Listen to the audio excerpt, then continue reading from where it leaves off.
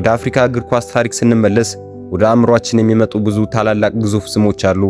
ከነዛ መካከል የነ ሳሙኤል ኤቶ ሀገር ካሜሮን፣ የነ ድሮግባ ሀገር አይቮሪ ኮስት፣ የነ ካልሹዋ ዛምቢያ፣ የወርቃማው ትውልድ ናይጄሪያና ጋና ሴኔጋል። እነዚህ ሁሉ በአህጉራቸው እግር ኳስ ታሪክ ውስጥ የራሳቸውን ደማቅ አሻራ ጥለው አልፈዋል።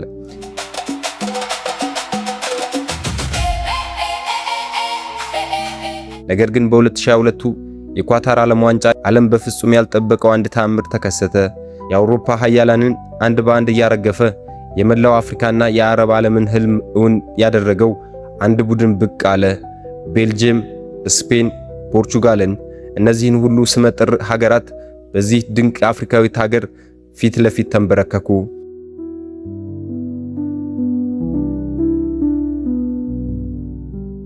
ዛሬ የምናወራላት በታሪክ ስለ እግር ኳስ ብቻ አይደለም። ይህ ታሪክ ስለ ትዕግስት፣ ስለ ብልሃትና ስለ አንድነት ተስፋ አለመቁረጥም ጭምር ነው።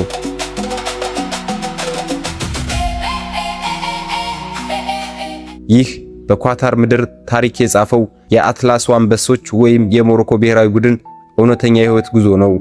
አብራችሁን ቆዩ። ለዚህ ዩቲዩብ ቻናል አዲስ ከሆናችሁ ሰብስክራይብ ማድረጋችሁ እንዳትረሱ።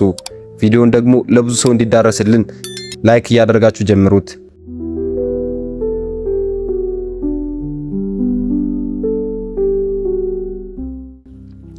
ዛሬ ሞሮኮን በዓለም እግር ኳስ መድረክ በኩራት ብናያትም ይህ ስኬት ግን በአንድ ጀንበር የተገኘ አልነበረም። ታሪኩ የሚጀምረው ከብዙ ዓመታት በፊት ነበር። ሞሮኮ በ1912 እስከ 1956 ድረስ በፈረንሳይ የቀኝ ግዛት ጥበቃ ስር ነበረች። በዚያን ዘመን እግር ኳስ በሀገሪቱ የተጀመረ በአውሮፓውያን አማካኝነት ነበር። ነገር ግን የሞሮኮ ወጣቶች ጨዋታውን በፍጥነት ለመዱት፣ የራሳቸውን መገለጫ አደረጉት። በሀገሪቱ 1956 ነፃነቷን እስክታገኝ ድረስ መጀመሪያ ካከናወኗቸው ስራዎች አንዱ የራሷ ማንነት የሚወክል ብሔራዊ ቡድን መገንባት ነበር። በዚህም መሰረት በ1957 የሞሮኮ ብሔራዊ ቡድን በይፋ ተመሰረተ። በዚያን ዘመን ከአፍሪካ የተነሳ ቡድን አንድ ቀን የዓለም ዋንጫ ግማሽ ፍጻሜ ደርሳ ብሎ ያሰበ አንድም ሰው አልነበረም። ነገር ግን የሞሮኮ ተጫዋቾች ልብ ውስጥ የነበረው ህልም አንድ ብቻ ነበር። እርሱም አፍሪካን በዓለም ፊት በክብር ማስጠራት ነበር። በ1960ዎቹ ዓመታት ለሞሮኮ እግር ኳስ የመሰረት መጣያ ጊዜም ነበሩ። ቡድኑ በየዓመቱ እያደገ መፈርጠም ጀመረ። 1962 እስከ 1966 የዓለም ዋንጫ ማጣሪያዎች ላይ ተሳትፋ መውደቋ ጉልበት እንጂ ተስፋ መቁረጥን አልሰጣትም። ጥረቷ እስከ 1970 ዓመተ ምህረት ፍሬ አላፈራም ነበር። ሞሮኮ በታሪኳ ለመጀመሪያ ጊዜ ለሜክሲኮ የዓለም ዋንጫ ማለፍ ከጎረቤቷ ግብፅን ጥሎ ሁለተኛ የአፍሪካ ሀገር መሆን ቻለች። በውድድሩ ላይ እንደ ምዕራብ ጀርመን፣ ፔሩ እና ቡልጋሪያ ካሉ ኃያላን ጋር ብትደለደልም ፍርሃት እሷን አላሸነፋትም ነበር። ምንም እንኳን ከምድቡ ማለፍ ባትችልም ከቡልጋሪያ ጋር 1-1 በመለያየት የመጀመሪያዋ ታሪካዊ ነጥብ ይዛ ተመለሰች። ይቺ ትንሽ የምትመስል ነጥብ ለሀገሪቱ ትልቅ መነሳሳትም ፈጠረ። እኛም ከአውሮፓውያን ጋር እኩል መጫወት እንችላለን የሚል እምነትና በደጋፊዎቹም ልብ ውስጥ ተቀረጸ። ይህ መነሳሳት 1976 ታላቅ ክብር ይዞ መጣ። በኢትዮጵያ አስተናጋጅነት በተካሄደው 10ኛው የአፍሪካ ዋንጫ ለሞሮኮ ልዩ ታሪክ ለመስራት አዲስ አበባ ገባች። በዚያን ጊዜ የውድድሩ አካሄድ የጥሎ ማለፍ ሳይሆን የመጨረሻዎቹ 4 ቡድኖች እርስ በእርስ በሊግ ጨዋታ የሚጋጠሙበትም ነበር። ሞሮኮ አስደናቂ ብቃቷን እያሳየች ሄደች። በመጨረሻም የዋንጫው ጨዋታ ከጠንካራዋ ጊኒ ጋር ተገናኙ። ጨዋታው በኢትዮጵያ ስታዲየም ሲደረግ ውጥረት የበዛበትም ነበር። ጊኒ ቀድማ ጎል አስገብታ መሪነቱን ብትይዝም ሞሮኮዎች ግን እስከ መጨረሻው ሰከንድ ተዋጉ። ጨዋታው ሊያልቅ ጥቂት ደቂቃዎች ሲቀሩት ሞሮኮ የአቻነቷን ጎል አስቆጠረች። 1-1 ያቺ ነጥብ የሞሮኮ በታሪኳ ለመጀመሪያ ጊዜ ለመጨረሻም ጊዜ የአፍሪካዊት ንጉስ ያደረገቻት ነበር። አዲስ አበባ ላይ ዋንጫውን አንስታ ወደ ካዛብላንካ ስትመለስ መላው ሀገሪቱ በደስታ አብዶ ነበር። ይህ ስኬት 1980ዎቹ ወርቃማ ትውልድ ተወለደ። በ1986 ሞሮኮ እንደገና ወደ ሜክሲኮ ዓለም ዋንጫ ተመለሰች። ነገር ግን የተደረደረችበት ምድብ የሞት ምድብ ማሟያ ሆና በባዶ እጇ ትመለሳለች ብለው ገመቱ። ነገር ግን የሆነው ሌላ ነበር። በመጀመሪያ ጨዋታ ከጠንካራዋ ፖላንድ ጋር 0-0 ወጣች። ዓለም ስለዚች አፍሪካዊት ሀገር ከልማውራት ጀመረ። በመጨረሻም ወሳኝ ጨዋታ ግን ሞሮኮ መከላከል ብቻ ሳይሆን ማጥቃት እንደምትችል አሳየች። ፖርቹጋል 3-1 በሆነ አስደንጋጭ ውጤት አሸነፈች።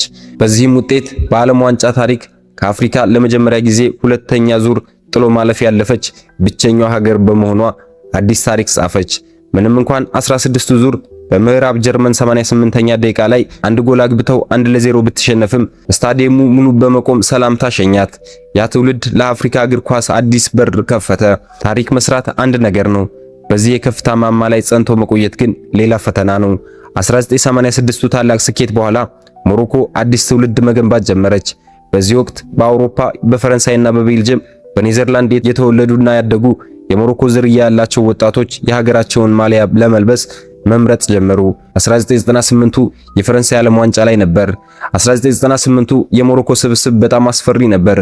በምድቡ ከብራዚል ከኖርዌይና ከስኮትላንድ ጋር ተደለደሉ። በመጨረሻው ጨዋታ ስኮትላንድ 3-0 በሆነ አስደናቂ ብቃት አሸንፋ ወደ ቀጣዩ ዙር ለማለፍ የብራዚልና ኖርዌይ ጨዋታ በአቻ ውጤት ወይም በብራዚል አሸናፊነት መጠናቀቅ ነበረበት። ሞሮኮዎች ሊያልፉ ሰከንዶች ሲቀሩ ኖርዌይ ባልተጠበቀ ሁኔታ በጨዋታው ማጠቃለያ ላይ ፍጹም ቅጣት ምት አግኝቶ ብራዚልን 2-1 አሸነፋ። ይህ ውጤት ሞሮኮን በጎል ልዩነት አስወጣት። ተጫዋቾቹ ሜዳ ላይ ወድቀው ሲያለቅሱ መላው አፍሪካ አዝኖ ነበር። ይህ ዕለት በሞሮኮ እግር ኳስ ታሪክ ውስጥ እጅግ አሳዛኝ ምሽት ተብሎ ይታወሳል።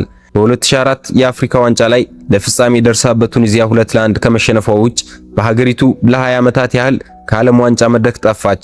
በ2006፣ በ2010፣ በ2014 የዓለም ዋንጫዎች ማጣሪያ ማለፍ አልቻለችም። በተደጋጋሚ አሰልጣኞች ይቀያየሩም ነበር። በፌዴሬሽኑ ውስጥ አለመረጋጋት ሰፈነ። ደጋፊዎቹም ተስፋ መቁረጥ ጀምረው ነበር። ነገር ግን ከትዕይንቱ ጀርባ አንድ ትልቅ ለውጥ እየተጠነሰሰም ነበር። የሀገሪቱ እግር ኳስ ማህበር ስትራቴጂ ቀየረ።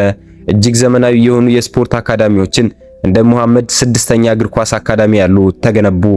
በአውሮፓ የሚገኙ የሞሮኮ ተወላጆች ተሰጥኦአቸውን የሚያዳብሩበት ስካውንቶች በየሀገሩ ተሰማሩ። ዛሬ የምናየው ታላቅ ስኬት መሰረት የጣለው በዚያ አስቸጋሪ የዝግጅት ዘመን ነበር። ከ20 ዓመታት ረጅም ጥበቃ በኋላ ሞሮኮ በ2018 ወደ ሩሲያ ዓለም ዋንጫ ብትመለስም ከባድ ምድብ ገጥሟትም ነበር። ነገር ግን እውነተኛ ታሪክ የተጻፈው በ2022 በኳታር ምድር ነበር።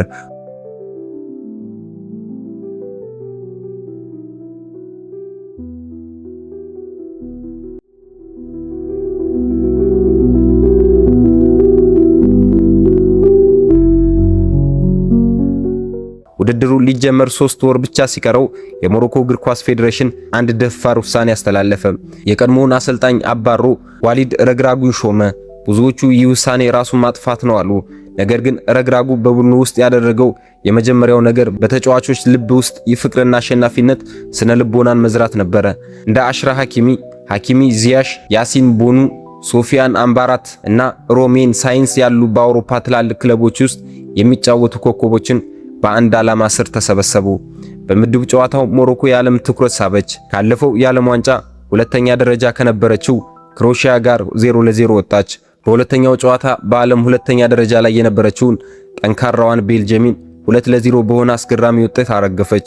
በመጨረሻም ካናዳን 2-1 በማሸነፍ በ7 ነጥብ የምድቡ መሪ ሆና ወደ ጥሎ ማለፍም አለፈች። በ16ቱ ዙር የገጠማት የኳስ ቁጥጥር ንግሥት የሆነችውን ስፔን ነበር። ሞሮኮ በ120 ደቂቃ ያህል እንደ ብረት የጠነከረ መከላከል አሳየች። ጨዋታው ወደ መለያ ምት አመራ። ከዚያች ታሪካዊ ምሽት ግብ ጠባቂው ያሲኖ ቦኑ የስፔኖችን ፔናልቲዎች በድንቅ ብቃት አዳነ። አሽራፍ ሐኪሚ የመጨረሻዋን ኳስ በረጋ መንፈስ መረቡ ላይ አሳርፎ ስፔንን ሲያሰናብት መላው አረብና አፍሪካ በአንድነት ስለ ሞሮኮ ጮሁ፣ ስለ ሞሮኮ ተደሰቱ። በሩብ ፍጻሜ ደግሞ ከክርስቲያኖ ሮናልዶ ፖርቹጋል ጋር ተገናኙ።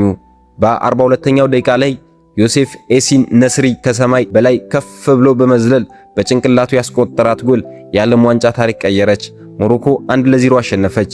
ይህ ድል የሞሮኮ ብቻ አልነበረም። በዓለም ዋንጫ ታሪክ 92 ዓመታት ውስጥ በአንድ የአፍሪካዊት ወይም የአረብ ሀገራት ደርሶበት የማያውቀውን የግማሽ ፍጻሜ ደረጃ የገጠመች ነው። የመጀመሪያዋ ሀገር ሆነች። ከካዛብላንካ እስከ ራባት፣ ከካይሮ እስከ አዲስ አበባ፣ ከዱሃ እስከ ፓሪስ ያሉ በሚሊዮኖች የሚቆጠሩ አፍሪካውያን በታሪኳ ድል በኩራት ጨፈሩ። በግማሽ ፍጻሜ ሞሮኮ ከፈረንሳይ ጋር ተገናኘች። ጨዋታው ገና በ5ኛው ደቂቃ ላይ በፈረንሳይ ጎል ቢጀመርም ሞሮኮዎች ግን ሜዳውን ሙሉ ተቆጣጥረውት አስደናቂ እግር ኳስ አሳዩ። ብዙ የጎል እድሎች ቢፈጥሩም እድሉ ግን ከፈረንሳይ ጋር ነበረች። ጨዋታው 2-0 ተጠናቀቀ።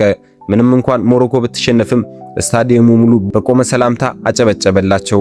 ለሶስተኛ ደረጃ በተደረገ ጨዋታ በክሮሺያ 2-1 ተሸንፈው ውድድሩ አራተኛ ደረጃ አጠናቀቀ። ይህ አራተኛ ደረጃ ግን ለአፍሪካ ከማንኛውም ዋንጫ በላይ ትርጉም ነበረው። ሞሮኮ በኳታር ዓለም ዋንጫ ያሳየችን ትልቁ ውበት ሜዳ ላይ የነበረ ጨዋታ ብቻ አልነበረም። ተጫዋቾቹ ጎል ሲያስቆጥሩ፣ ሞሮኮ ሲያሸንፉ፣ ተጫዋቾች ድል ባደረጉ ቁጥር ወደ ስታዲየሙ እየሮጡ በመሄድ እናቶቻችን ሲያቅፉንና ግንባራችን ሲስሙ የነበረው ትዕይንት ለዓለም ትልቁ የቤተሰብ ፍቅር ትምህርት የሰጠን ነበር። ብዙዎቹ የሞሮኮ የ2022 የኳታር ስኬት በአጋጣሚ ወይም በእድል መስሏቸው ነበር። ነገር ግን በ2026 በሰሜን አሜሪካ፣ ካናዳ እና ሜክሲኮ የሚያስተናግዱት በታሪክ ለመጀመሪያ ጊዜ 48 ሀገራት በተሳተፉበት ታላቅ የዓለም ዋንጫ ላይ ሞሮኮ የአጋጣሚ ቡድን አለመሆኗን ለዓለም ዳግም አሳየች። በዚህ ውድድር ላይ ሞሮኮ ያደረገችው ጨዋታ እግር ኳስ ብቻ ሳይሆን መላ ዓለምን ያነጋገሩ ነበር። በተለይ ከካናዳና ኔዘርላንድ ያደረገችው ጨዋታ እስትንፋስን የሚገቱ ነበር። የምድብ ጨዋታው ላይ ሞሮኮ ካዘጋጇ ሀገር ካናዳ ጋር ስትገናኝ ስታዲየሙ በጩኸት ሊፈርስ ደርሶ ነበር። ካናዳ በሜዳዋ ላይ በደጋፊዎች ፊት ማሸነፍ፣ ሞሮኮ ደግሞ የአፍሪካዊትን ክብር ማስጠበቅ ነበረባት። ጨዋታው ገና ከመጀመሩ ከአካላዊ ጥንካሬና በፈጣን መልሶ ማጥቃት የተሞላ ነበር። ጨዋታው 1-1 ሆኖ እስከ 85ኛው ደቂቃ ድረስ መላ ዓለም በጭንቀት አቆይቶ ነበር። ሆኖም በጨዋታው ማጠቃለያ ላይ ከተከላካዮች ጀርባ የተጣለችው አስደናቂ ኳስ ዮሴፍ ኤሲን ነስር በግንባሩ ገጭቶ ሁለተኛውን ጎል አስቆጠረ። ሞሮኮ ካናዳን 2-1 በሆነ ውጤት ስታነጋጋሪ ምሽት ነበር። ሞሮኮ ከኔዘርላንድ ጋር ተገናኝታ። ይህ ጨዋታ ግን ከእግር ኳስ በላይ የነበረ ነበር። ምክንያቱም በሞሮኮ ብሔራዊ ቡድን ውስጥ ያሉ በርካታ ተጫዋቾች እንደነ ሶፊያን ባራት እንደነ ሐኪሚ ዚያሽ ያሉ በተወልደው ያደጉት እግር ኳስ የተማሩት በኔዘርላንድ በመሆኑ ነው። ለሀገራቸው ወይስ ለደማቸው የሚለው ጥያቄ ጨዋታውን የበቀልና የእልህ አደረገው። ጨዋታው የነርቨስ ጦርነት ነበር። በሜዳው ላይ የተደረጉ እልህ አስጨራሽ ሰርታቴዎችና ግጭቶች ዳኛው በርካታ ቢጫ ካርዶችን እንዲመዝ አስገደዱ። ሆላንድ መሪነቱን ብትይዝም ሞሮኮዎች 2-2 አደረጉት። ጨዋታው በ120 ደቂቃ አልቆ ወደ መለያ ምት ፔናልቲ ያመራ። በኳታር ዓለም ዋንጫ ስፔንን ያስለቀሰው ግብ ጠባቂ ያሲን ቦኑ ዳግም ተአምር ሰራ። የሆላንዶች 2 ወሳኝ ፔናልቲዎችን ሲያድን ሞሮኮ ሆላንድን አውጥታ ወደ ቀጣዩ ዙር አለፈች። መላው ሆላንድ በሐዘን ሲናወጥ በአውሮፓ የሚኖሩ የሞሮኮ ተወላጆች ጎዳና ላይ ወጥተው በደስታ አበዱ። ይህ ጨዋታ በ2026 የዓለም ዋንጫ እጅግ ድራማዊ ጨዋታ ተብሎ ተመዝግቧል። ይህ በ2026 የዓለም ዋንጫ ጨዋታ ለየት ያደረገው 48 ሀገራት በመሳተፉ አፍሪካ ቡድኖች ሰፊ ድል የተሰጠበት በመሆኑ ነበር። በአውሮፓና በደቡብ አሜሪካ ላይ ሀያላን መካከል የነበሩ እንደ አርጀንቲናና እንደነ ብራዚል ያሉ ግዙፍ ሀገራት ባልተጠበቀ ትናንሽ ሀገራት ሲፈተኑም ቆይተዋል። በተለይ የአፍሪካ ቡድኖች ያሳዩት አስፈሪ ብቃት እግር ኳስን ከአውሮፓ እጅ ወጥቶ ወደ መላ ዓለም መሰራጨቱን አረጋግጠዋል። እናም በዚህ ሁሉ ድንቅ መካከል ደግሞ የሞሮኮ አንበሶች እንደገና የውድድሩ ዋነኛ አጀንዳ መሆን ችለዋል። አሁን ደግሞ በመላ ዓለም በጉጉትና በስጋት የሚጠበቀው ጨዋታ ደርሷል። ሞሮኮ ቀጣይ ጨዋታዋን የምታደርገው ከማን ጋር ይመስላችኋል? ከዘላለማዊ ባላንጣዎቿ የኳታርን ህልም ካጨለመባቸው ከፈረንሳዩ። ይህ ጨዋታ ተራ ጨዋታ አይደለም። የብቀላ የታሪክና የፖለቲካ ፍልሚያ ነው። በ2022 የዓለም ዋንጫ ግማሽ ፍጻሜ ላይ ፈረንሳይ ሞሮኮን 2-1 አሸንፋ ለዋንጫ ስታልፍ የሞሮኮ ልጆች ልብ ተሰብሮም ነበር። ፈረንሳይ በኬሊያን ምባፔ አስፈሪ ፍጥነት በኮከቦቿ ስብስብና ሞሮኮን ደግማ ለማውጣት ሞሮኮ በበኩላቸው በታሪኳ ለመጀመሪያ ጊዜ የዓለም ዋንጫ ፍጻሜ ለመግጠም እና ዋንጫውን ወደ አፍሪካ ምድር ይዛ ለመምጣት አሰልጣኝ ዋሊድ ረግራጉ ጋር ታላቅ ስልት ነድፋለች። ይህ ጨዋታ ሜዳ ላይ ብቻ ሳይሆን መላው አፍሪካ አውሮፓን የሚያናውጥ ፈረንሳይ የድሮ የበላይነቷን ታስከብራለች ወይስ የሞሮኮ አንበሶች ታሪካዊ በቀላቸውን ይወጣሉ? ይህ አብረን የምናየው ይሆናል። የዛሬው ቪዲዮ ይህን ይመስል ነበር። እናንተስ የሞሮኮ የ2022 የዓለም ዋንጫ ጉዞ የየትኛው ጨዋታ ይበልጥ ነበር ትዝ ሲላችኋል? ሐሳባችሁን ኮሜንት ላይ አስቀምጡልኝ። ቪዲዮውን ከወደዳችሁት ላይክ ማድረጋችሁን አትርሱ። ለጓደኞቻችሁም ሼር አድርጉላቸው። አዳዲስና እንደዚህ ያማሩ ልብ የሚነኩ የስፖርት ታሪኮችን በፍጥነት እንዲደርሳችሁ ቻናላችን ሰብስክራይብ ማድረግ እንዳትረሱ። በሚቀጥለው ቪዲዮ እስከምንገናኝ እኔ ልጅ አሌክስ ነበርኩ። ቻው ቻው፣ መልካም ጊዜ።